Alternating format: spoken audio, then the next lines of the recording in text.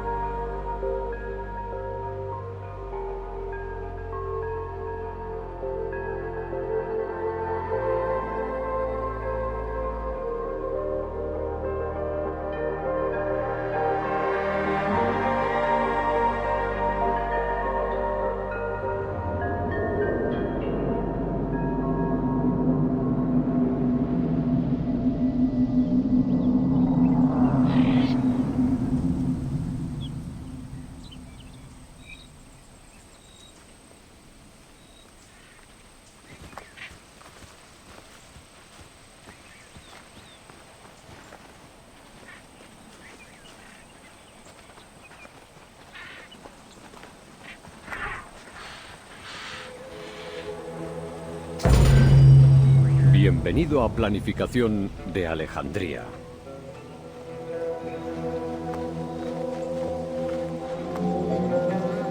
El plan de Alejandro para crear su ciudad empezó con un verso de la Odisea de Homero. Hay a continuación una isla en el mar turbulento, delante de Egipto, que llaman Faros. Guiado por estas pistas, Alejandro Magno fundó su futura ciudad en el extremo oeste del delta del Nilo.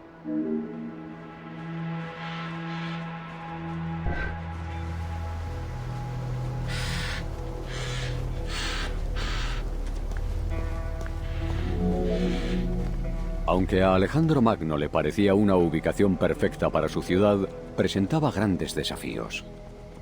Era difícil acceder durante las tormentas. Las ciénegas circundantes favorecían las enfermedades y el suelo calcáreo impedía el desarrollo de cultivos. Sin embargo, gracias a la influencia de su mentor Aristóteles, Alejandro Magno supo reconocer su valor como posición estratégica.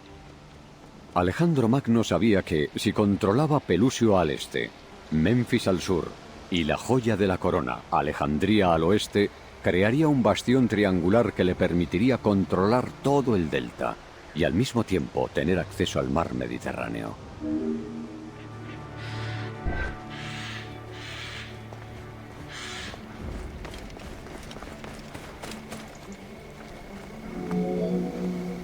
Las murallas de Alejandría tuvieron unos humildes inicios. A falta de yeso para trazar las líneas de la futura ciudad, los arquitectos tuvieron que usar harina. Bandadas de pájaros migratorios se comieron la harina y borraron el trazado. Alejandro Magno decidió buscar la ayuda de los oráculos, que le aseguraron que su futura ciudad albergaría a una enorme población.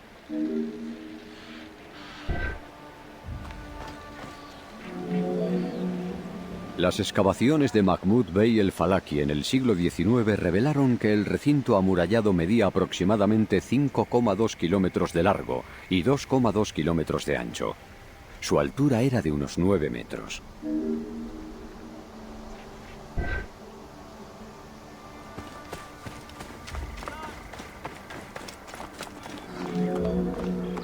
Estas magníficas murallas resistieron numerosos ataques, incluido el del rey de Siria en el año 169 antes de la Era Común. Finalmente, y tras 8 meses de implacable asedio, la ciudad cayó ante el emperador romano Diocleciano en el año 295.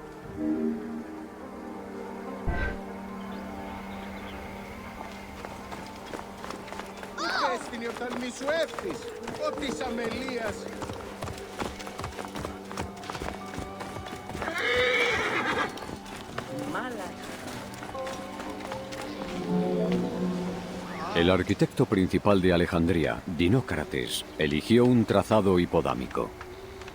La cuadrícula maximizaba la funcionalidad con calles rectas y anchas y canales bajo las mismas. Alejandro se dio cuenta del valor militar que tenía el diseño de la ciudad. Las anchas calles paralelas le facilitaban una óptima vigilancia de la ciudad y un movimiento fluido de las tropas.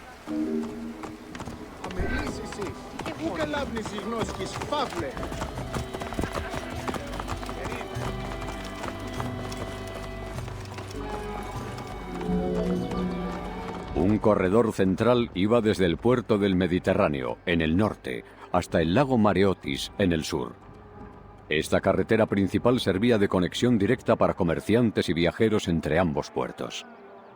Muchas calles estaban delimitadas por grandes edificios y parques, incluida la Vía Canópica, con su magnífica puerta limítrofe con el extremo oriental.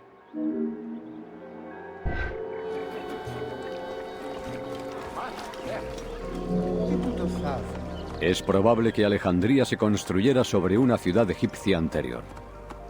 Tras su construcción, los egipcios denostaron la ciudad y se negaron a llamarla por el nombre de su fundador. En su lugar, la denominaban Ra-Ked, lugar de construcción, en señal de desdén. Su nombre helenizado fue Racotis. Pese a todo, el nombre de Alejandría perduró.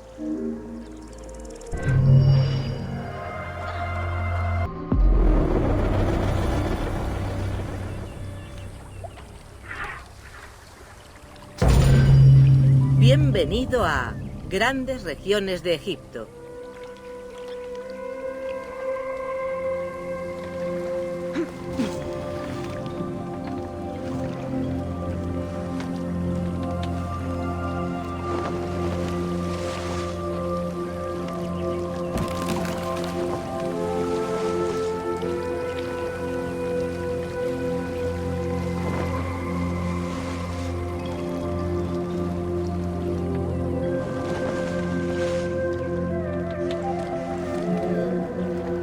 La vida del antiguo Egipto se concentraba en las orillas del Nilo y se dividía en 2 regiones. El Bajo Egipto se situaba en el delta del Nilo, cerca del mar Mediterráneo, y el Alto Egipto estaba al sur, adentrándose en África. Por su proximidad al mar Mediterráneo, las temperaturas en el Bajo Egipto eran menos extremas que en el Alto Egipto.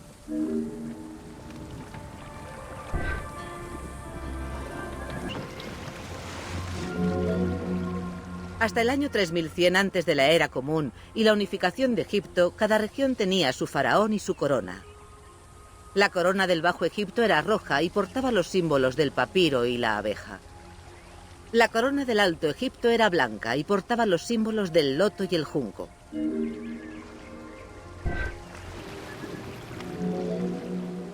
En ambas regiones había ciudades rivales, en especial Menfis en el Bajo Egipto y Tebas en el Alto Egipto. En ambas regiones existían cultos religiosos diferentes, cada uno veneraba a sus propios dioses.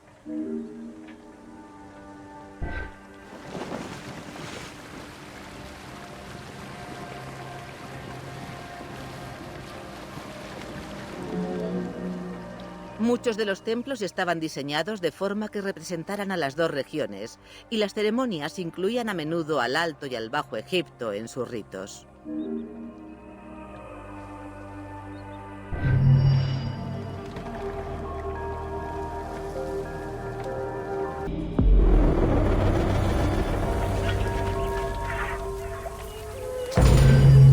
Bienvenido a el río Nilo, fuente de vida.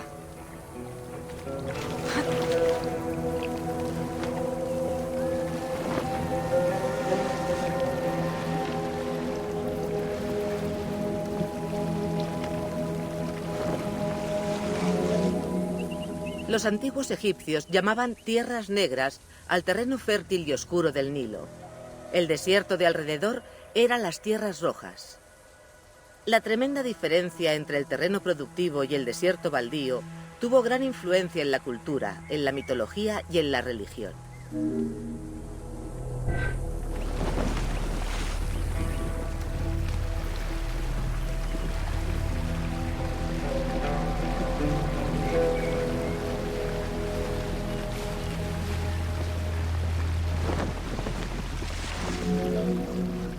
El Nilo marcó gran parte de la civilización egipcia. Por ejemplo, su ciclo estacional era tan estable que el calendario de los antiguos egipcios giraba a su alrededor. Después de las inundaciones de la temporada de crecidas o Ajet, los terrenos de cultivo podían ararse. Luego venían las estaciones de cultivo y de cosecha, llamadas Peret y Shemu. Estas estaciones regulares, unidas a la abundante fauna y al suelo fértil, permitieron a los habitantes de Egipto alimentarse de forma autónoma y tener un comercio potente.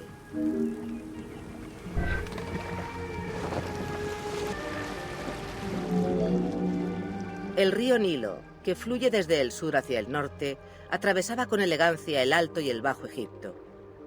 Las grandes ciudades de Egipto estaban situadas junto a esta fuente de vida. La civilización egipcia disfrutó de gran prosperidad económica y cultural durante más de 4000 años, protegida por cordilleras y desiertos que hacían de barrera contra los enemigos y sustentada por las plantas y la fauna del Nilo.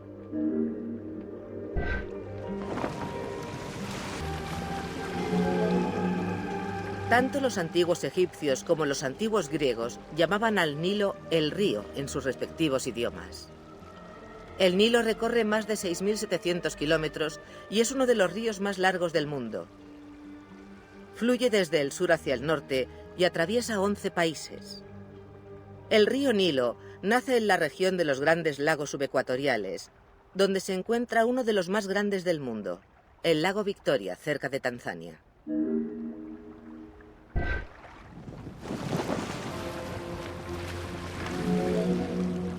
El río fluye parcialmente dividido a través de bosques del África ecuatorial, pantanos, tierras volcánicas, estepas y desiertos, de donde recoge diversos sedimentos que luego transporta hasta Egipto. La arteria principal, conocida como el Nilo Blanco, se une al Nilo Azul en Jartum.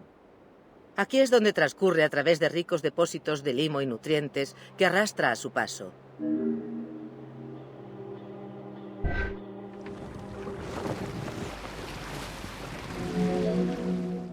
A lo largo del cauce del Nilo hay 6 cataratas que crean obstáculos naturales entre las distintas secciones del río.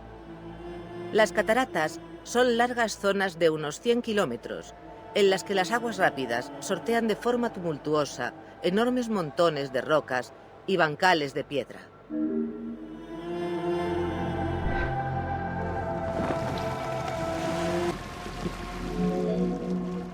Tras atravesar Nubia y la última catarata, el río se adentra oficialmente en Egipto, en Asuán. Pero todavía faltan 1000 kilómetros hasta llegar a El Cairo y al delta, donde actúa como una auténtica fuente de vida para los lugareños antes de desembocar en el Mediterráneo.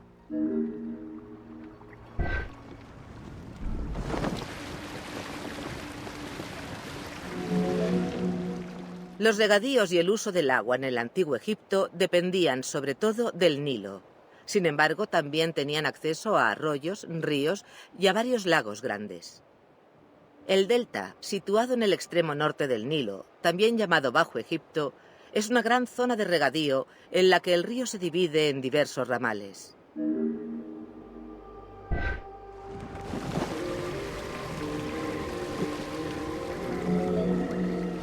En el delta había varios lagos costeros salobres, separados del mar por estrechas lenguas de tierra. Estos lagos, mezcla de aguas más y menos profundas, marismas y llanuras arenosas, acogían gran cantidad de fauna y de vegetación acuática y terrestre. También había algún que otro bandido, oculto entre los cañaverales, a la espera de viajeros desprevenidos.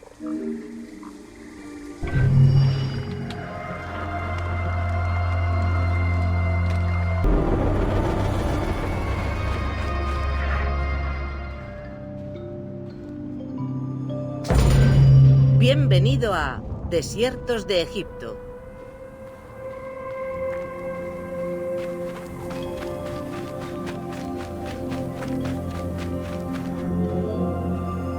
A ambos lados del exuberante Nilo estaban el árido desierto occidental y el desierto oriental montañoso, que cubrían casi el 94% de Egipto.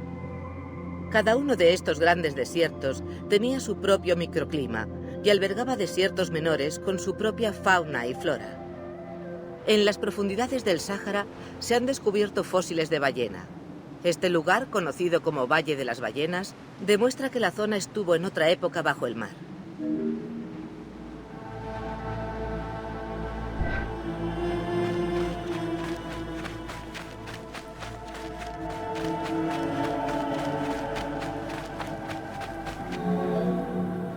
El desierto blanco, al noreste del Sáhara, debe su nombre al suelo de caliza blanca que contrasta con la arena amarilla. El viento ha erosionado las rocas del desierto blanco hasta convertirlas en una especie de setas. La más famosa recibe el nombre de Dedo de Dios.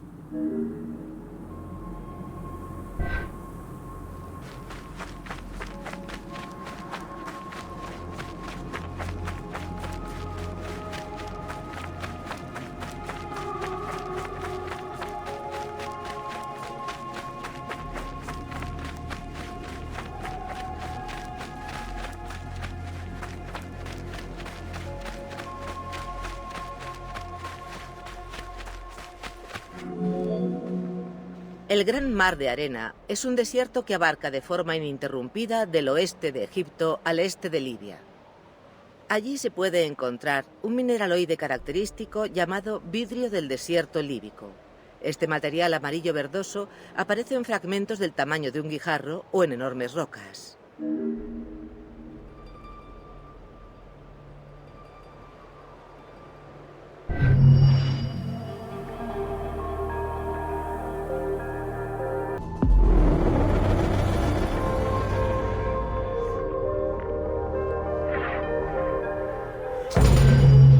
Bienvenido a la Depresión de Katara. La Depresión de Katara se encuentra en el noroeste de Egipto.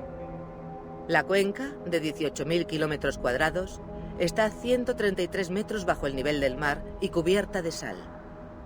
Es el segundo lugar más bajo de África, después de la Depresión de Afar.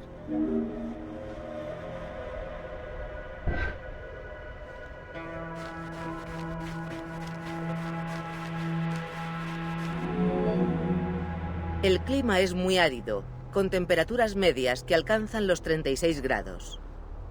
El famoso oasis de Sigua está ubicado en la zona protegida del suroeste. Actualmente la depresión de Katara acoge campos petrolíferos.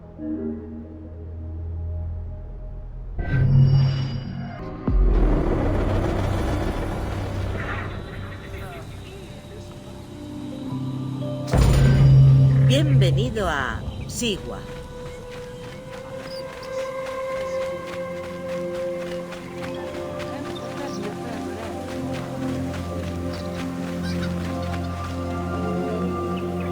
El oasis de Sigua está en el desierto, al oeste. Geográficamente se encuentra en una depresión 20 metros por debajo del nivel del mar. Sus manantiales naturales y el clima moderado favorecían un abundante cultivo del dátil. A pesar de la influencia de las culturas africana y egipcia, el aislamiento de la zona se tradujo en una sociedad y lenguaje totalmente singulares.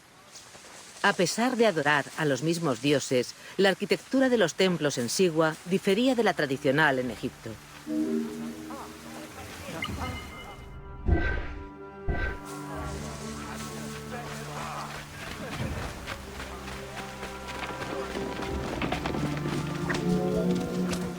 Los egipcios del Imperio Antiguo llamaban al oasis caldero, debido a su peculiar estructura geológica.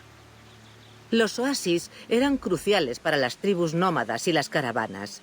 Sin ellos sería imposible sobrevivir en un entorno tan hostil.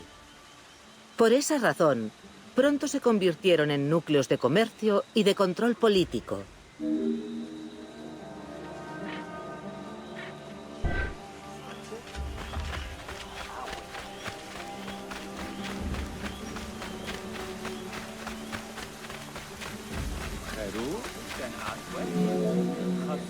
El clima desértico no aporta suficiente lluvia como para poder mantener el oasis.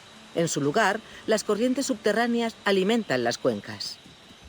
Muchos oasis presentan una orientación norte-sur, paralela al Nilo, y algunos geólogos sugieren que se trata de antiguos afluentes del impresionante río. Hay pruebas que demuestran que los antiguos egipcios trataron de crear oasis.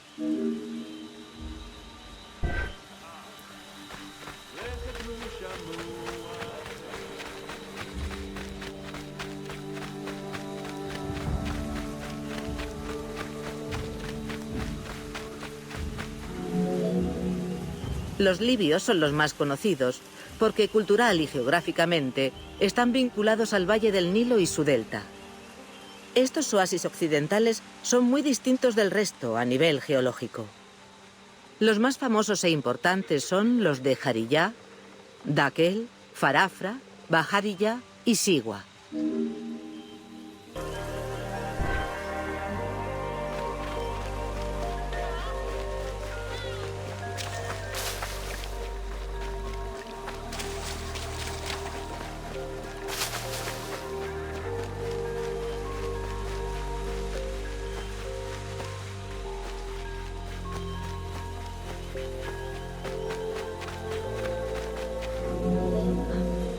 El baño de Cleopatra es uno de los muchos manantiales termales de Sigua, con la particularidad de que la insigne faraona se bañó en él, dándole el nombre.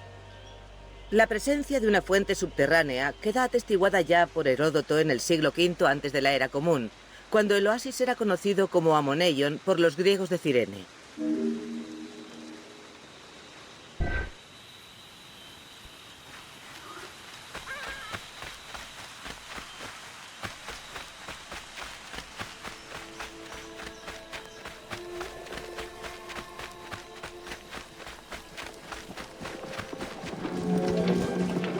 Los oráculos predecían el futuro, daban presagios que podían ser más o menos oscuros y ofrecían consejos divinos. El de Sigua era considerado uno de los más importantes del mundo antiguo, junto con los oráculos de Delfos y Dodona. Debido a la influencia de las colonias griegas de Cirenaica, el templo asoció los cultos de Zeus y Amón.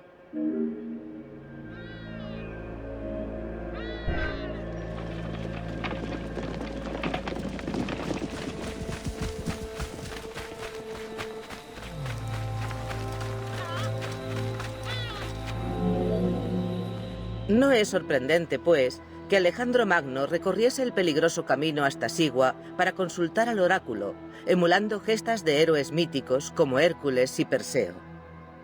Estas gestas fueron bien vistas por el oráculo, que refrendó sus aspiraciones a faraón de Egipto. Fue declarado hijo de Amón y se convirtió así en un aspirante legítimo y el mejor valorado hasta la fecha de los invasores extranjeros.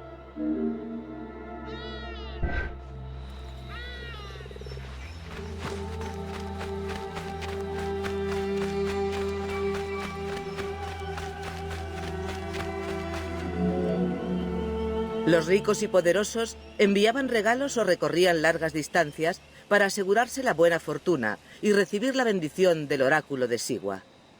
Cada bendición fructífera no hacía sino aumentar el prestigio de sus profecías. El corredor Eubotas, un famoso ciudadano de Cirene, consultó el oráculo para saber si ganaría la 93 carrera de los Juegos Olímpicos del año 408 antes de la Era Común. Lo hizo y aumentó el prestigio del oráculo en el proceso.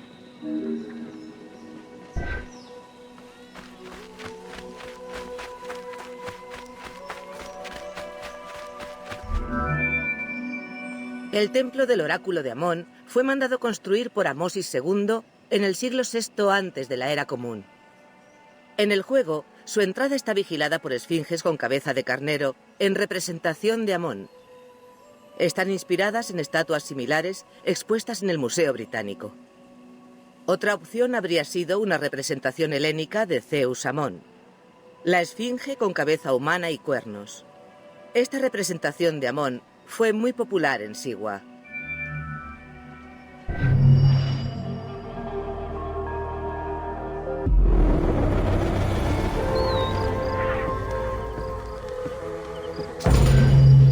Bienvenido a Fayún.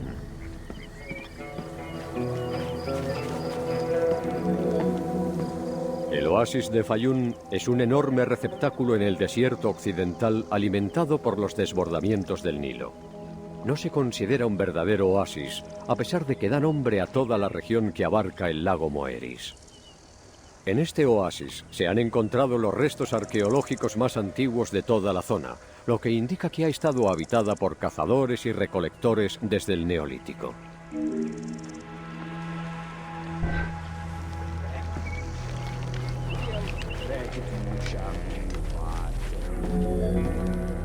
Las aguas del oasis y del lago Moeris, antaño un lago de agua dulce que en algún momento se convirtió en salobre, se comunican.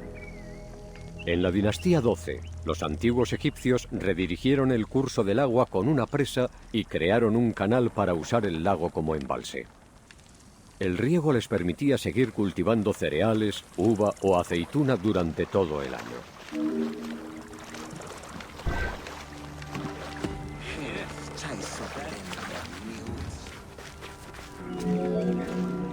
Las barcas de juncos, falucas, trirremes y quercouros eran las naves encontradas con más frecuencia en los lagos egipcios.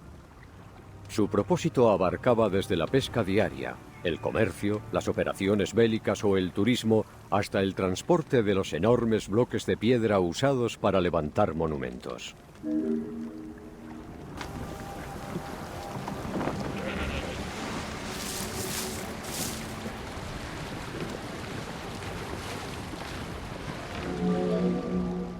Las pirámides más impresionantes de Egipto se levantaron durante el Imperio Antiguo y se encuentran en Giza, Saqqara y Dashur. Sin embargo, hay una pirámide especialmente famosa en un emplazamiento diferente. Durante el Imperio Medio, algunos faraones eligieron Fayún como última morada. Uno de ellos fue Amenemhat III.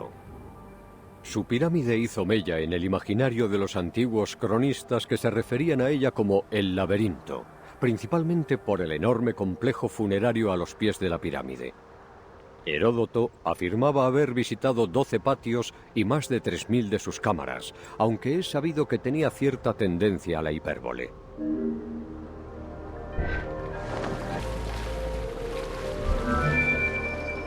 La pirámide de Amenemhat, diseñada para ser impenetrable, consta de un núcleo de ladrillo recubierto por losas de piedra.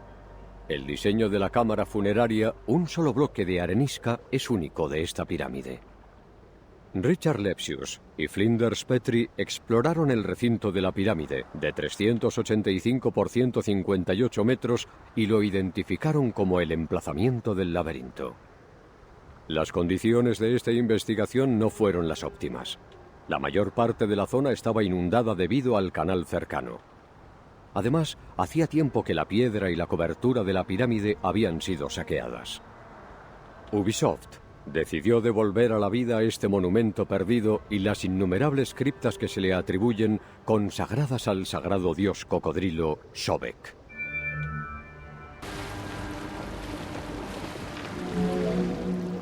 Este lugar, fundado durante la dinastía V, se popularizó durante la XII bajo el nombre de Sedet.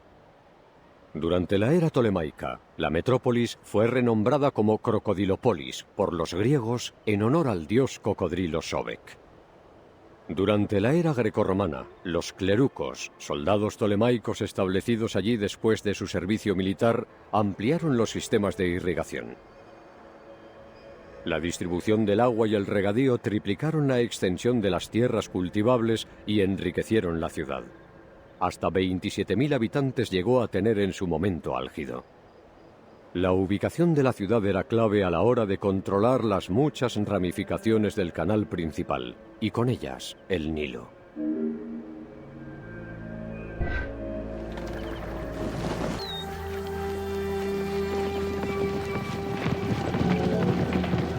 El culto mayoritario en la región era el del Sobek de Sedet, una divinidad asociada al agua y a la fertilidad, ambas fundamentales en una zona que dependía del riego.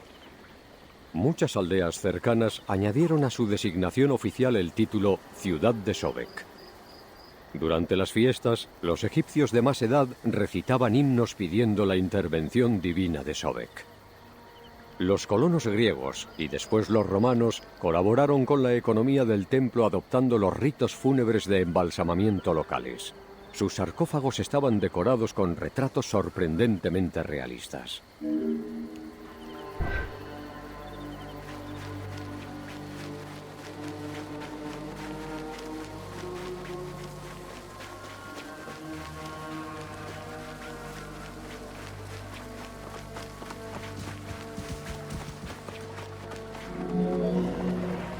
De forma parecida al culto del toro Apis en Memphis, en el recinto del templo principal de Crocodilopolis se adoraba a un cocodrilo vivo.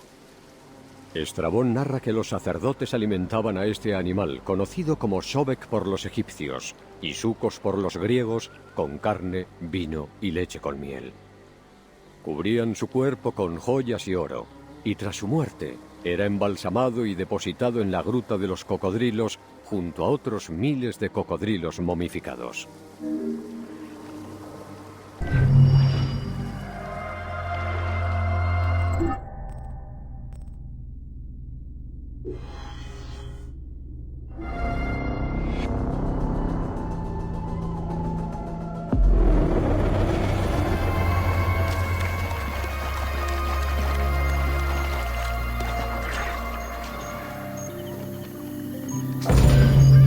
Bienvenido a la ciudad de Memphis.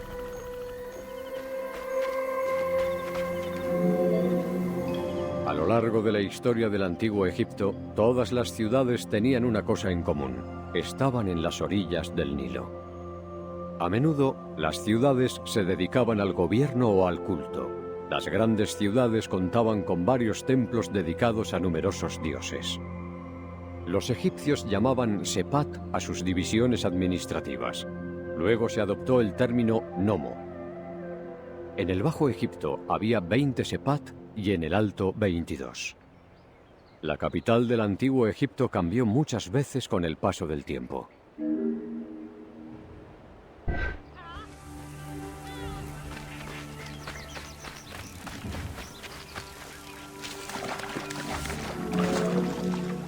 Una de las más grandes fue Memphis, en el Bajo Egipto. Fue un sitio clave por sus templos religiosos, incluido el de la deidad más importante, Ptah, dios de la creación. Tebas, en el Alto Egipto, competía con Memphis y era un centro tanto religioso como político. Tenía dos templos importantes, el de Luxor y el de Karnak. Una capital menor durante la dinastía saíta fue Sais, que también fue la última capital nativa de Egipto.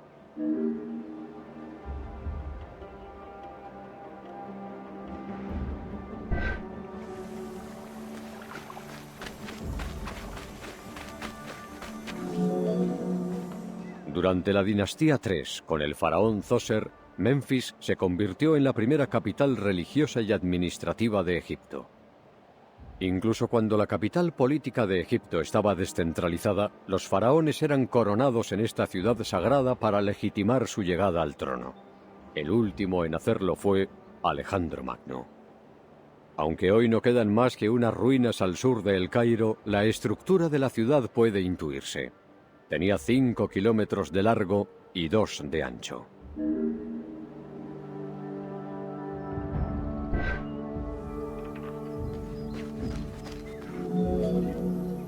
A Memphis también se le llamó la ciudad de las 100 puertas o muros blancos. Estos nombres hacían referencia a la muralla que rodeaba la ciudad. Bajo la protección de Ptah, dios de los artesanos, la ciudad fue un bullicioso núcleo religioso y económico.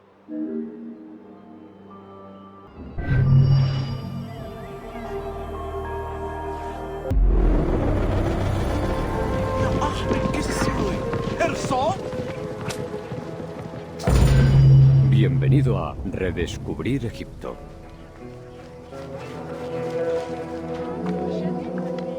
Durante el siglo XIX, el constante aumento de turistas, las excavaciones y el envío de antigüedades al extranjero pusieron en serio riesgo la herencia arqueológica de Egipto. Los propios egipcios saquearon las ruinas en busca de artefactos que vender y desmantelaron antiguos monumentos para usar su piedra o los sebak, los milenarios ladrillos de barro en sus construcciones.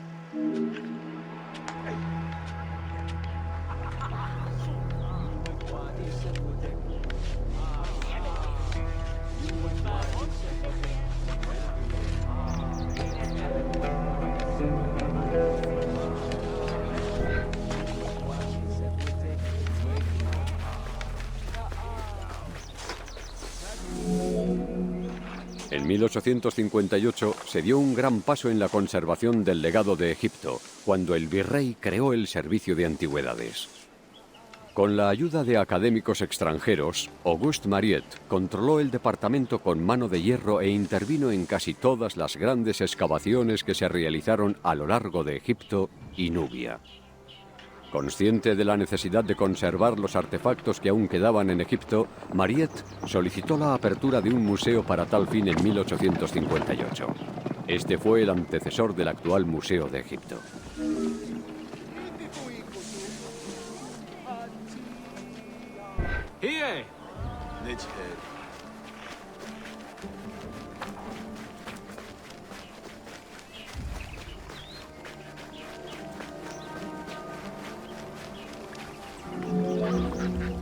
Gastón Maspero, el sucesor de Mariette, amplió y reorganizó el servicio de antigüedades e impulsó la regulación de la exportación de artefactos.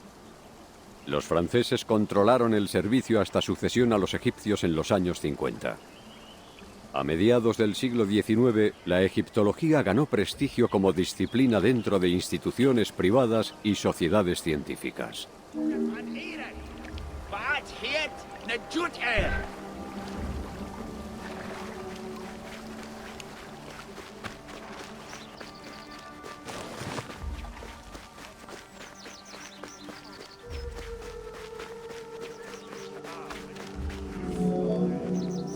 Jean-Claude Golvan, un arquitecto, arqueólogo y antiguo investigador francés, ahora se especializa en la reconstrucción artística de monumentos y ciudades antiguas.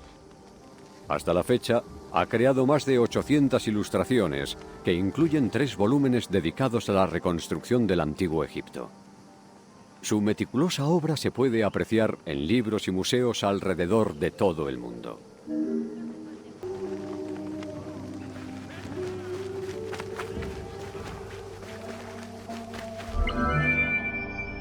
El equipo ha tenido el placer de colaborar con Jean-Claude Golvan para la recreación de Egipto en este juego. En las 19 acuarelas exclusivas que ha creado para nosotros, Golvan se ha basado en los datos científicos y los ha extrapolado para ofrecer una interpretación completa de varias ubicaciones y monumentos del antiguo Egipto. El equipo ha utilizado sus primeros bocetos y las imágenes renderizadas finales como referencias para construir el mundo de Assassin's Creed Origins.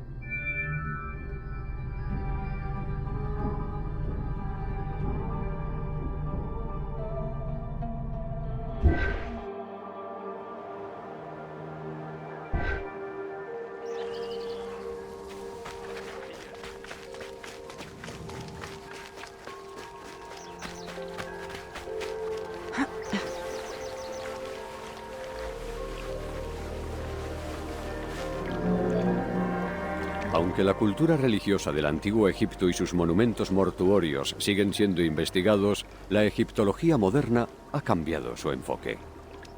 Más que centrarse en recuperar artefactos, los egiptólogos de hoy intentan ampliar los conocimientos que se tienen de esa antigua cultura. En el pasado, e incluso hoy en día, la egiptología se practicaba en las excavaciones, pero actualmente la mayoría del trabajo se realiza en bibliotecas y archivos.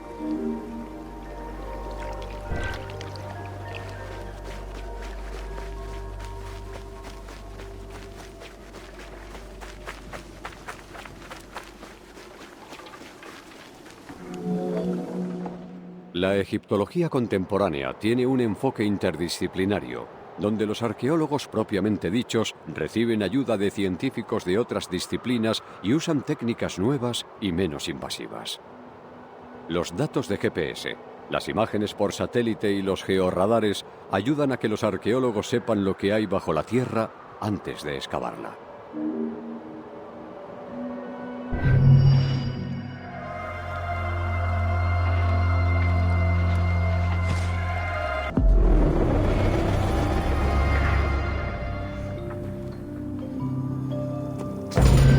Bienvenido a El Natrón.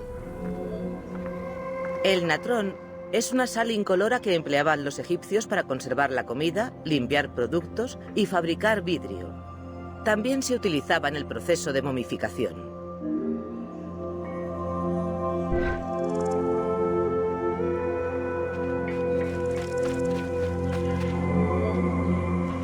Durante el ritual de embalsamamiento ceremonial, los sacerdotes rellenaban los cuerpos con natrón para deshidratarlos. Una vez desecado el cuerpo, podía comenzar el vendaje.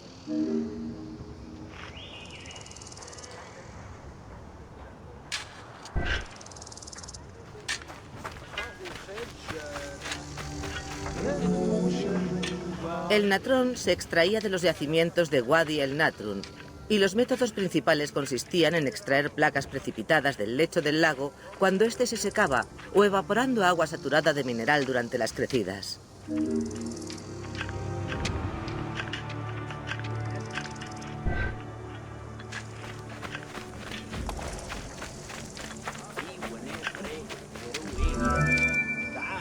Las dos técnicas se siguen utilizando a día de hoy e inspiraron al equipo a la hora de recrear las minas de las montañas al noroeste de Memphis.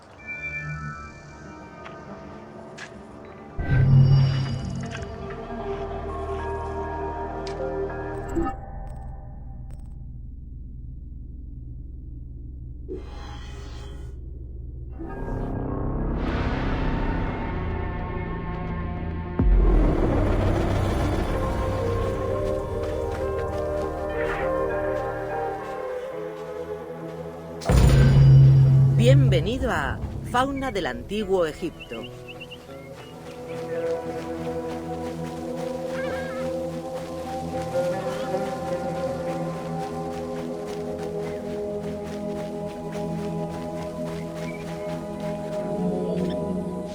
En los bajorrelieves del Antiguo Egipto ya aparecían animales salvajes y domesticados, incluso en la dinastía I.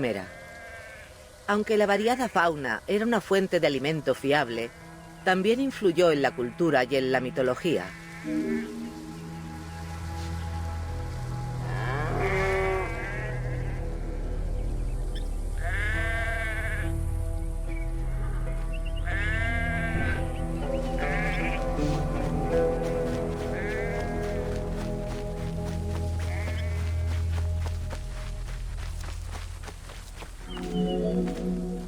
Egipto estaba habitado por gran variedad de animales, como panteras, rinocerontes, elefantes y numerosos tipos de antílopes.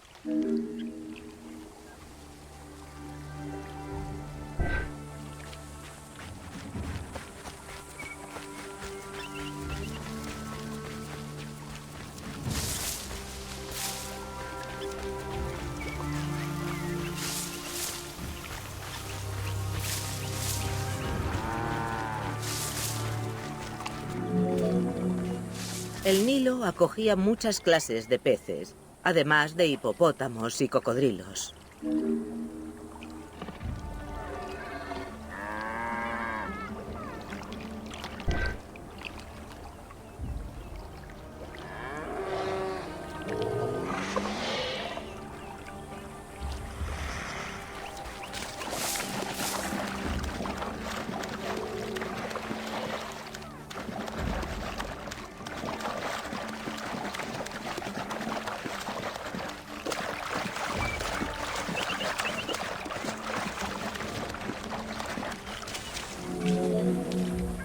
La gran diversidad de aves que poblaban las orillas de los ríos, como rapaces, aves acuáticas y cantoras, aparecía catalogada en los signos jeroglíficos del idioma.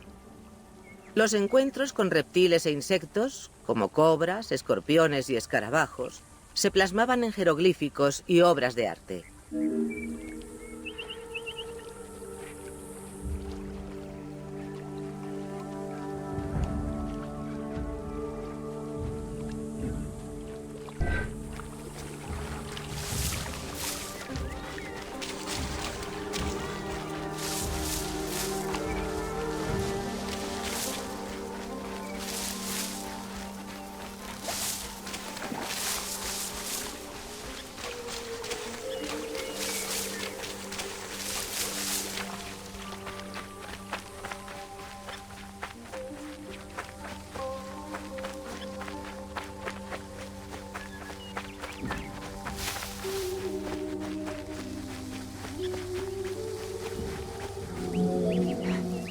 Aunque todos los animales tenían significado sagrado en el antiguo Egipto, los leones representaban el poder y la realeza. Eran tan cotizados por los faraones que su caza llegó a extinguirlos en el país.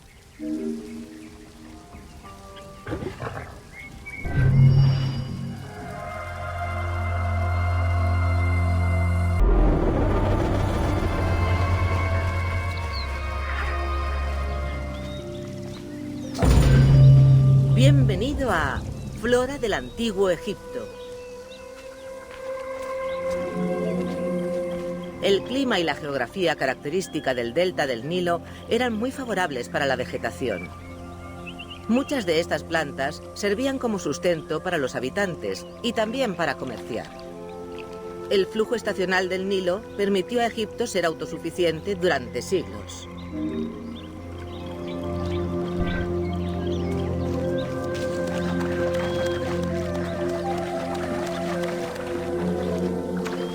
Probablemente la planta más útil era el papiro. Esta variedad de juncia crecía abundantemente en las orillas del Nilo. Conocida por su uso como papel, los antiguos egipcios la utilizaban para hacer muchas otras cosas, como cuerdas, sandalias y esterillas. En dibujos y relieves se pueden ver barcas papiriformes, hechas con la planta y utilizadas en ceremonias rituales.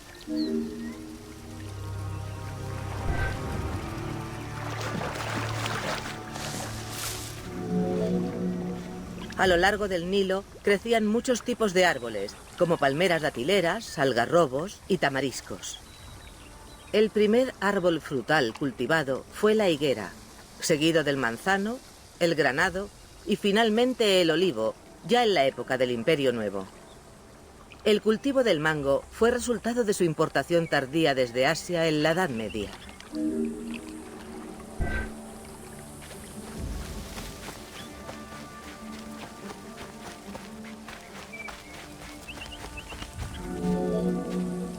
Algunos árboles se asociaban a los dioses, como la acacia con Horus. Las divinidades Tot y Seshat se representaban inscribiendo el reinado del rey en un árbol del género Persea. El sicomoro estaba conectado con la diosa Iset, patrona del ritual de la vida.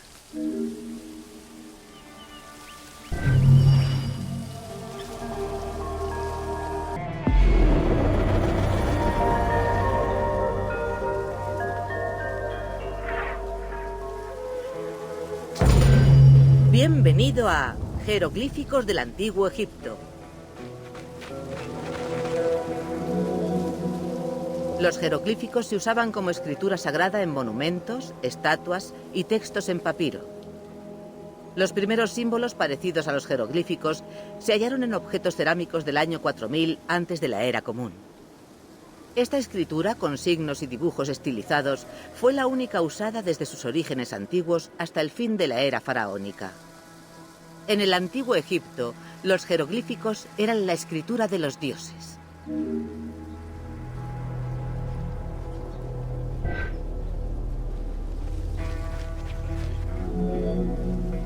Se consideraba un lenguaje difícil, reservado a los faraones, la nobleza y los sacerdotes.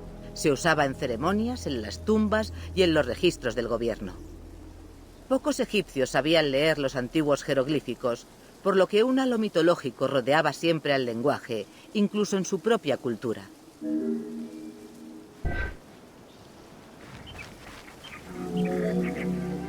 La estructura de los jeroglíficos nos deja conocer la cultura egipcia, no solo por lo que dicen las traducciones, sino por la estructura de los propios símbolos.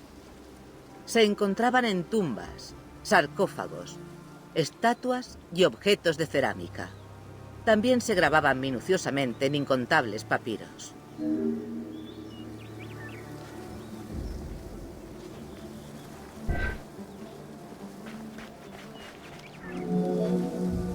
En muchos templos, los sacerdotes realizaban ritos y ofrendas diarias que se acompañaban con jeroglíficos usados como hechizos.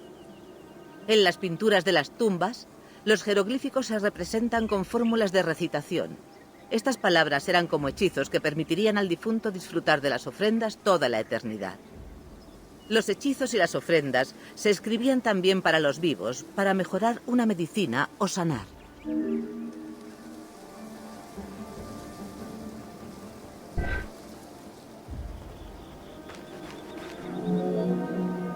El documento más famoso del Antiguo Egipto es el Libro de los Muertos. Está escrito en hierático y jeroglífico, detalla importantes rituales y hechizos. Estos hechizos servían para propiciar una transición tranquila de la vida a la muerte y permitir que el difunto sorteara los peligros de la próxima vida.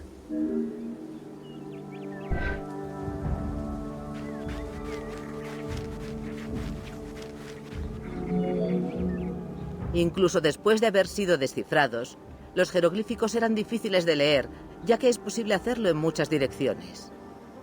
Según la orientación de los signos, pueden leerse de izquierda a derecha a izquierda, en horizontal o en vertical, pero nunca de abajo hacia arriba.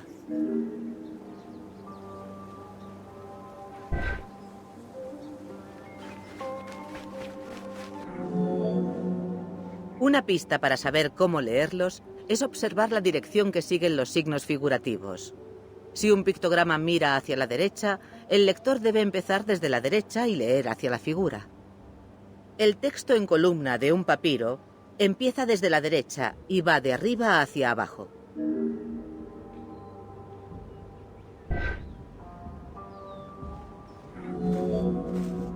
El texto escrito en los muros de una tumba recuerda a la estructura de un cómic. El texto se puede colocar delante, detrás o encima del personaje, y los símbolos miran en la misma dirección que éste. Otra pista es que el nombre de un dios o los jeroglíficos de dioses o reyes siempre se escriben antes del texto descriptivo.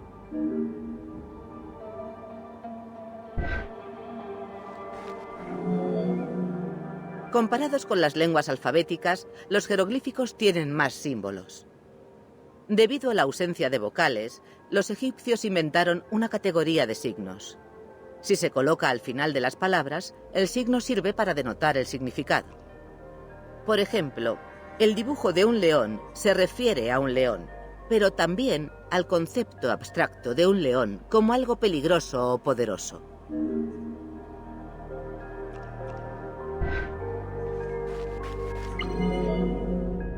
Los jeroglíficos del egipcio medio contenían más de 700 signos. Al final del periodo grecorromano había más de 10.000. El egiptólogo Sir Alan Gardiner creó una clasificación de los signos jeroglíficos más comunes y sus variantes.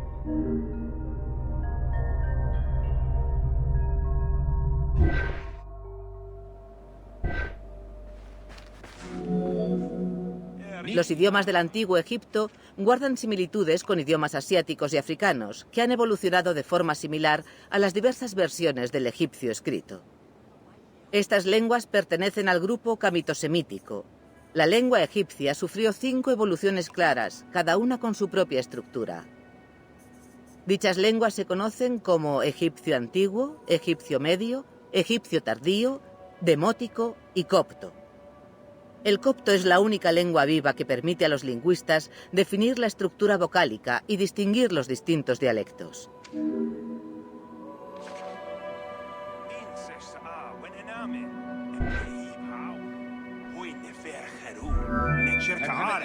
Los jeroglíficos y la escritura hierática nos ofrecen una idea de cómo se estructuraba y escribía el egipcio antiguo, pero aún no se sabe bien cómo se hablaba.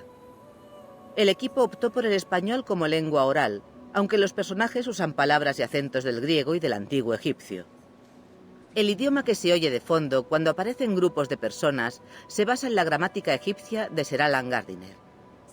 Para resucitar una lengua muerta, hemos consultado a egiptólogos y expertos en diálogos para establecer cómo sonaba. Actores de origen árabe, hebreo o africano han puesto las voces de fondo para dotar de vida al juego.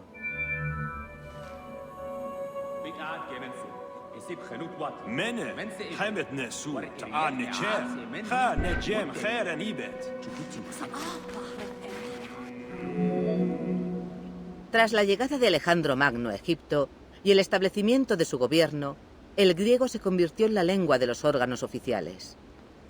La incapacidad para leer jeroglíficos causaba rechazo entre la población griega. La piedra de Rosetta se creó a raíz de estas tensiones.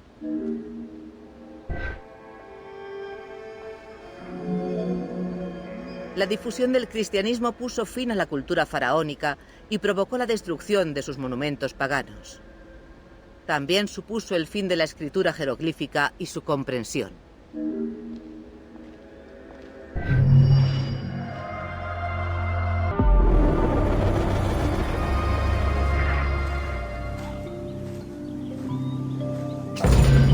Bienvenido a Jean-François Champollion. Entre el siglo V y el Renacimiento se perdieron todos los conocimientos sobre los jeroglíficos. Muchos aficionados trataron de descifrar este idioma, pero sin éxito.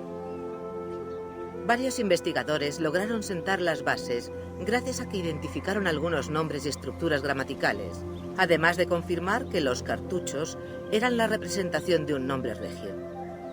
Pero les faltaba la pieza clave para descifrar los jeroglíficos. La información fue desvelada gracias al hallazgo de la piedra de Rosetta.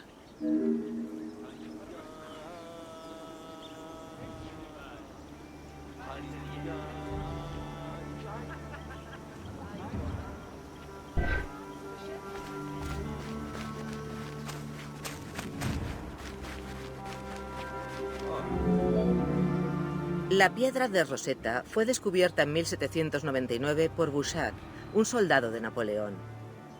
La estela es del año 196 antes de la era común. Hay textos en antiguo egipcio y griego con 3 tipos de escritura: jeroglífico, demótico y alfabeto griego. Tras la derrota de Napoleón Bonaparte en 1801, los ingleses se hicieron con la piedra. Lleva en el Museo Británico desde 1802 y sigue siendo el objeto más visitado del museo hasta la fecha.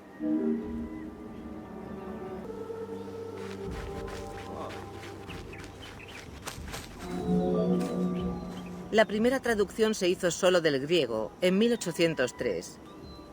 Era un decreto del faraón Ptolomeo V en el que se recordaba a los ciudadanos que su faraón había llevado a Egipto a la prosperidad. 20 años después, Jean-François Champollion, que trabajaba con un facsímil, realizó la traducción completa.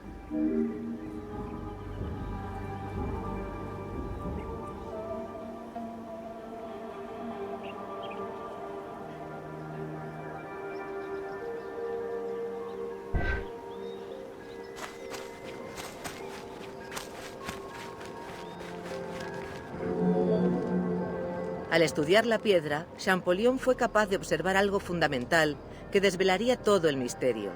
Los jeroglíficos no solo eran ideogramas, sino también fonogramas. Los jeroglíficos constan de glifos fonéticos, caracteres simples y logogramas. Básicamente son una combinación de fonética, alfabeto y palabras completas que conforman un idioma.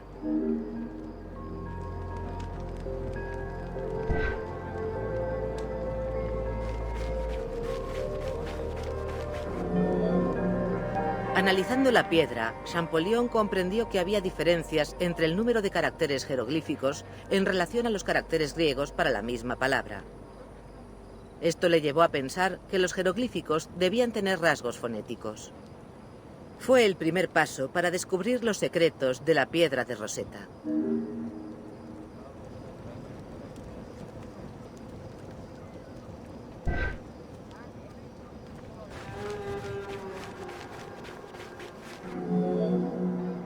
Para demostrar su teoría, Champollion empezó a identificar los nombres de los reyes egipcios y los comparó con la pronunciación de la versión en griego. Por ejemplo, Keops era el nombre griego que los antiguos cronistas dieron al dueño de la Gran Pirámide, Jufu.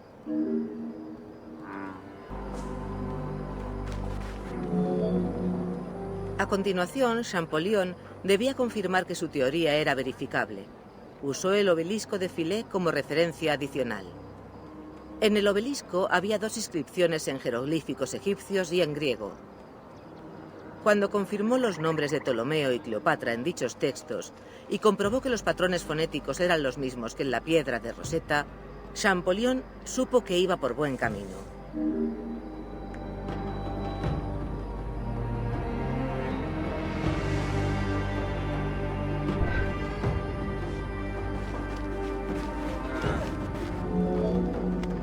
Cuando inició el estudio para descifrar la piedra de Rosetta, Champollion ya dominaba varias lenguas clásicas.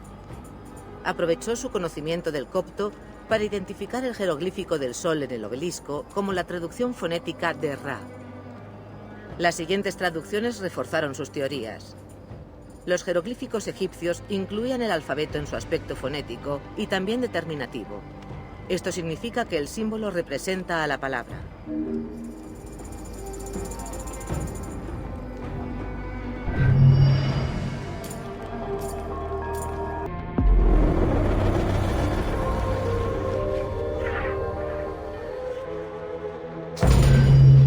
Bienvenido a Cirene.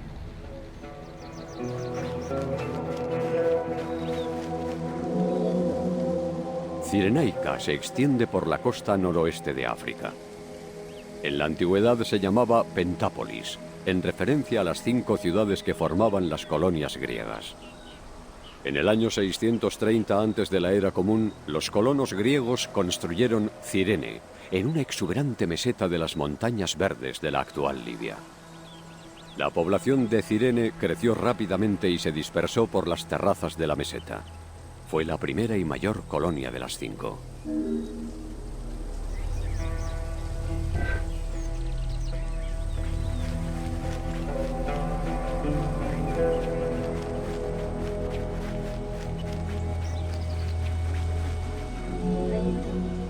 La ciudad de Cirene fue fundada por Bato Aristóteles, guiado por el oráculo de Delfos. Tera, la isla en la que nació Bato, no podía abastecer a sus ciudadanos debido a la sequía y la sobrepoblación. Bato consultó al oráculo, y éste le sugirió viajar a la costa norte de África en busca de tierras fértiles. Durante 2 siglos, la ciudad de Cirene fue gobernada por una serie de reyes, hasta que las rebeliones acabaron con la monarquía y dieron el poder a la aristocracia.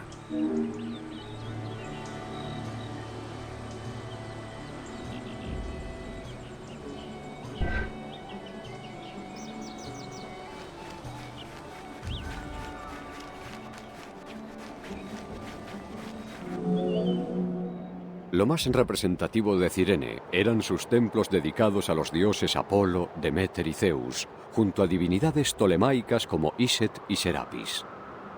Una enorme ágora definía el centro urbano, y en el extremo occidental se construyó la famosa Acrópolis. A finales del siglo II se fortificó el puerto con una muralla. Conforme la ciudad crecía, se siguió construyendo más allá de sus muros.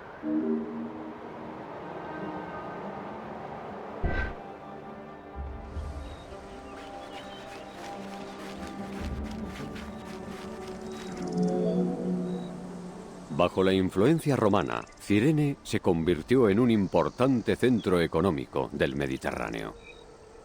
Su renombrada escuela de medicina solo era superada por la de la ciudad griega de Kos. Varios genios de las matemáticas, la astronomía y la geografía de la antigüedad nacieron o se establecieron en la ciudad, en la que existieron importantes escuelas como la del filósofo Arístipo, pupilo de Sócrates.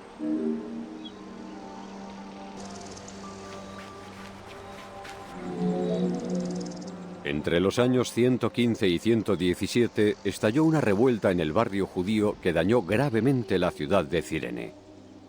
Con el tiempo, las disputas, la incompetente gestión de la planta del silfio y los terremotos acabaron provocando el declive de la urbe. En el año 365, Cirene fue abandonada.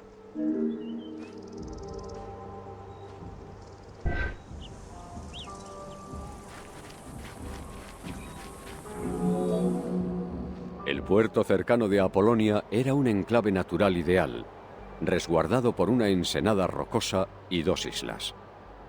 Se construyó un faro, y más tarde embarcaderos y almacenes para poder acoger un tráfico marítimo que iba en aumento.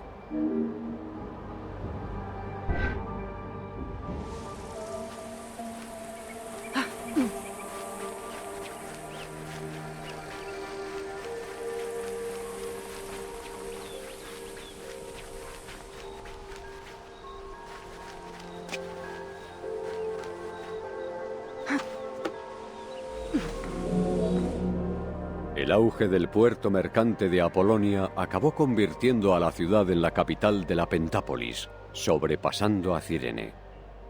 Una serie de terremotos fue alterando el paisaje urbano, y buena parte de sus estructuras originales quedaron sumergidas. Sus ruinas todavía siguen bajo el agua.